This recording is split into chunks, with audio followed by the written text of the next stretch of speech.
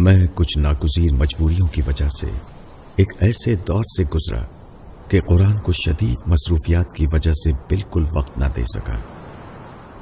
مجھے بہت دکھ اور افسوس تھا، لیکن اپنے آپ کو یہ دلاسا دے کر مطمئن کرتا کہ مصروفیات اور مشکلات ختم ہوتے ہی قرآن سے ناطہ جوڑ لوں گا۔ وقت یوں ہی مصروفیات کی نظر ہوتا گیا کہ ایک دن اچانک سورہ مزمل کی یہ آیت کسی اخبار میں سامنے آ گئی۔ ترجمہ: اللہ ہی دن اور رات کا حساب رکھتا ہے، اسے معلوم ہے کہ تم اوقات کا ٹھیک سے شمار نہیں رکھ سکتے، اس لیے اس نے تم پر مہربانی فرمائی، بس جتنا قرآن تم آسانی سے پڑھ سکتے ہو پڑھو۔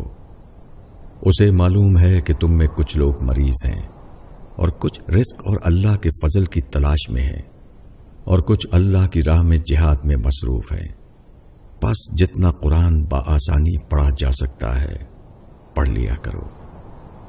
کس قدر پیار بھری ندا ہے میرے اللہ کی طرف سے کہ اے میرے بندے، تجھے بیماری، روزی کی طلب، حتیٰ کہ میری راہ میں جہاد کرنا بھی قرآن پڑھنے سے نہ روکے۔ میں تمہاری تھوڑی سی محنت کو بھی قبول کرتا ہوں اور تمہاری کمی اور کوتاہی کو معاف کر دیتا ہوں، بس میری طرف متوجہ ہو جا۔ کتنا مہربان ہے میرا رب جس نے مجھے اتنی سہولت دے رکھی ہے۔ اگر میں پھر بھی قرآن کو نہیں پڑھتا تو صرف اپنا ہی نقصان کرتا ہوں، کیونکہ میں قرآن پڑھوں گا نہیں تو سمجھوں گا کیسے، اور سمجھوں گا نہیں تو اس کے احکامات پر عمل کیسے کروں گا۔ یہ یاد رکھنا کہ قرآن کو اللہ نے ہم پر فرض کیا ہے۔ میری آپ سے درخواست ہے کہ قرآن کو اپنی ڈیلی روٹین میں شامل کریں اور روزانہ کم از کم ایک رکوع تو ترجمے کے ساتھ سمجھ کر لازمی پڑھیں، ورنہ جو لوگ قرآن نہیں پڑھتے وہ قرآن کا یہ فرمان بھی سن لیں۔